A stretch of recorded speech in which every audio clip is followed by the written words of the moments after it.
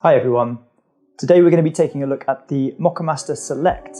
Now we put a video together on brewing with the Moccamaster KBG a while ago, and the Select offers you some different features that give you a bit more flexibility with your brewing. So we wanted to build on what we said before, but also take a look at brewing with the Select in particular, offer you some tips and tricks, and yeah, take a bit of a deep dive into what it's all about.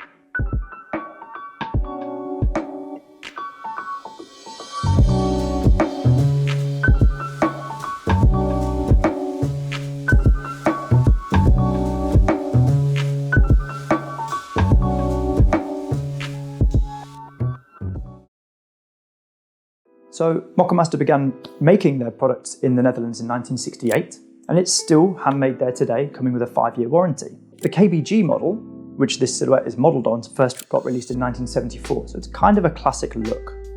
Now, in terms of the materials and the sort of different elements of the brewer, let's talk through how you would brew with it to cover off what they're all made of and how they work. When you first pour your water into here, this is a BPA-free plastic reservoir with the volumetric markings up here. The water then drips through into a copper heating element underneath in this metal housing. And once hot, it goes up the glass pipe here inside the reservoir. The hot water passes along the metal wand here, which does get very hot during brewing, so be careful not to touch it because this is left exposed. And then the water sprays onto your ground coffee through their 9-hole design metal wand. Now, it's not perfect to getting all the grounds wet. We will go on to how to mitigate that when we talk about brewing with the Moccamaster later on. But in the basket itself, there's some ridges that lift the paper away from the walls of the brew basket, which promotes a bit of flow, which is nice.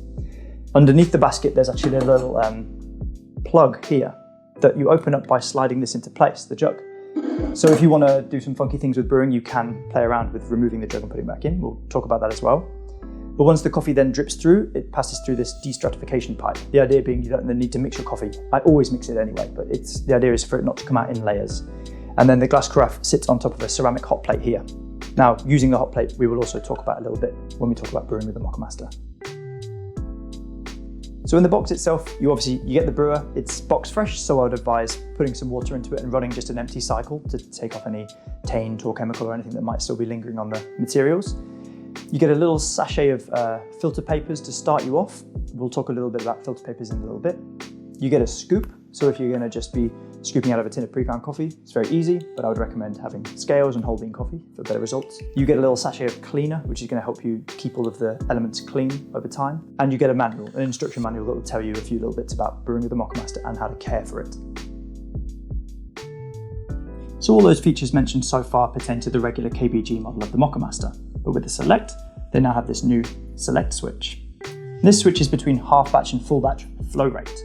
So you don't have to brew a full batch and a half batch on these suggested settings, but what they mean is here the water is going to pass up the pipe along the wand slower, and here it's going to happen a bit quicker. That's really good because it means you have flexibility. If you're brewing 30 grams of coffee for 2 mugs in the morning, you can stick it onto half batch size and you might achieve a slightly more full extraction than if you were running it on the fast pace. Or if you're still doing a full batch, you can leave it on the large batch size and it's going to perform just as well as the previous Moccamaster model. But there are other things that this allows you flexibility with. Say you're brewing pre-ground coffee and the grind size is not perfect for your method. If your coffee is a little bit too coarse, even when you're doing a full batch and it's draining through too quickly, you can run it on the half batch size and get a fuller extraction with that imperfect grind size. Or if your grind's a little bit too fine, even if you're doing 30 grams of coffee, for example, you can stick it on the fast flow on the full batch setting and again achieve a slightly nicer extraction, given that the grind was a little imperfect. For me, if I'm grinding my own beans and I get the grind right, I'd probably be brewing on the slow flow for anything up to 750 mils of water to 45 grams of coffee. And above that, I'd stick it on full batch, and that's going to be the right flow rate for those sized brews. So let's talk about the grind size you want to be using when brewing with the Moccamaster. The answer is it varies. Most mornings I'm doing 36 grams of coffee to 600 mils of water in the brewer, and I'm fairly coarse for that, but if I was doing a full batch, I would open it up even more. And really what you want to do is match the grind coarseness with the flow rate of the brewer. So a full 1.25 litre batch might take 5 to 6 minutes. It might vary if you're brewing with water from your tap and it's very, very cold, maybe it's going to take a little bit longer versus say it's been in a filter jug on your kitchen countertop at ambient temperature. But still, you'll get a feel for it. And as a rule of thumb, what you want to be doing is tasting your coffee, seeing how it's drained through, and if the coffee's a little thin and sour, fine up your grind. If it's tasting bitter and stewed and astringent, then coarsen it up a little bit. We will include some jumping off points in the description below for a range of different grinders, for where to set them for a couple of different batch sizes for the Moccamaster as well. But these are just starting points. If you find your own experiences that the coffee is a little thin or a little heavy, then you can modify them as well. So let's talk about filter papers. What I used to recommend was taking your filter paper, putting it in the brew basket, and adding a small amount of water to the reservoir to run through. The idea being you rinse your filter paper, you get rid of any papery taste, but you also pre-warm the wand at the top. So maybe you're going to brew at a slightly higher temperature. I don't actually think I want to do that anymore. What I'm typically doing is putting this into the basket and just giving it a rinse under the sink to take out any flavor of the paper. But from doing some tests, especially when you're using the slow flow for smaller batches, you don't really get a higher peak of temperature when you pre-warm this in the morning. Maybe if it was a really cold cabin, you might want to do it. But if your house is not too cold, it's not really an issue. So I don't think you need to go to the faff of adding water and rinsing the paper here. You can just do it under the sink. And actually, if I'm being completely honest, if I'm brewing a litre of coffee, I probably wouldn't even rinse a paper like this. If I'm using brown paper filters, if I've run out of these and had to pick some up at the supermarket, I'd rinse. But I think a litre plus, I wouldn't go to the effort of rinsing the filter paper. So for the workflow, I tend to follow when I'm brewing with the Moccamaster. First step, I grab my filter paper, fold it so it's going to sit nicely in the basket, and then I actually weigh my beans into the filter paper, throw that into the grinder, and as it's grinding, I will then rinse the filter paper under the sink, if I'm brewing less than a litre. And then I'll add water to the reservoir tank up here. Now it is worth noting, if you're adding a litre of water to this reservoir, you're not going to get a litre of coffee to drink. There is some retention in the coffee grounds. So every gram of coffee might retain between 2 and 3 grams of water. So from a litre of water initially, you might only get about 850 millilitres of drinkable coffee. Now, if this jug is completely clean, you can use this to fill water from your tap, then take it across to fill up the reservoir here. It seems pretty obvious. However, if you have already brewed coffee that day, and you've just given things a sort of cursory rinse, not a full deep clean, I wouldn't use this jug to add water to the top, because you might be adding a little bit of trace of coffee into the brewer itself, which isn't exactly what you want. So I would always use like a clean jug or go straight from your water filter jug to fill it up. So with your coffee ground, add it to your rinsed filter paper, slot it into place and hit go. You can start brewing. And what you can do, and what I used to do with smaller batches on the previous model, is actually begin brewing with the jug out of place. This means that the plug under here is closed and you can begin a sort of quasi-immersion phase of the brew where everything's going to get wet and hot all together, and you can give it a stir and slide the jug back into place. But if you do that, do be careful, because if there's too much coffee in here and you slide this in slowly, it can bead on top of this destratification plate and spill over onto your hot plate, which is not great. So do be swift getting that jug back into place if you want to do that.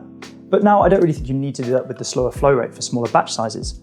What you do need to do is take off the cover and get in there with a spoon. Highly advocate getting in there, making sure everything is wet and extracting evenly and nicely. Being able to actually access the slurry as the coffee is brewing is a real advantage that Moccamaster has over other automated drip brewers on the market.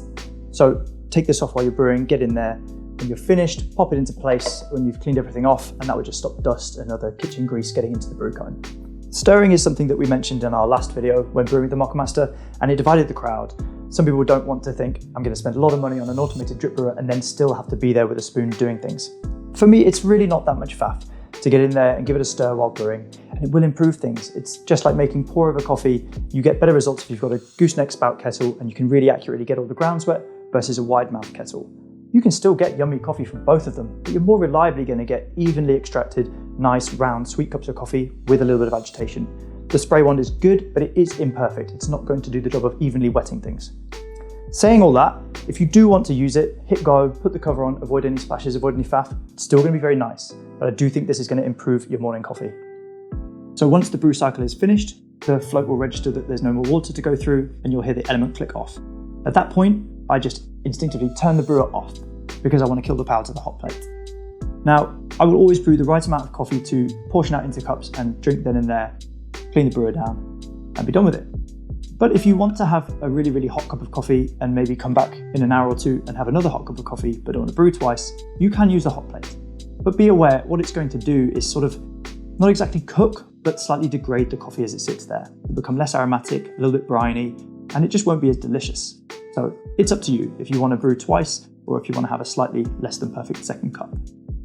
Now, I would probably never brew less than about 30 grams of coffee in the Moccamaster, which means you'll be about the 500ml mark in your water. And it's fairly easy to increase your dose using these notches here, 15 grams for every 250 mils of water you're going to add to the reservoir. That means you're going to be working on a ratio of 60 grams per litre, which is a great starting recipe for any coffee method, really. If you find that you want your coffee a little bit more intense, you can absolutely experiment with it and use it at a higher dose. It does mean you're going to maybe have to grind a little bit finer. But if you're finding your coffee really, really intense in certain attributes, you can also drop that dose. So it's about personal preference at that point. But it is nice that the markings map up to 15 gram increments of coffee. For me at home, I've actually got a Sharpie line at 600 mils, so I can add 36 grams of coffee. And I know that that's going to give me the right amount of liquid coffee for 2 full mugs, given the mugs I have at home. I would always think about things as well in terms of millilitres rather than the cup measurements they have here. I don't know what cup sizes they're using, but they must be fairly small, because if I'm brewing the 3/4 of a litre of water, it's 3 mugs at a push, not 6 cups of coffee. So we mentioned earlier, when you take the jug out of place, it closes up the plug under the brew basket. That's a really thoughtful idea because it means that the coffee isn't going to drip on the hot plate and I can take this away and enjoy it.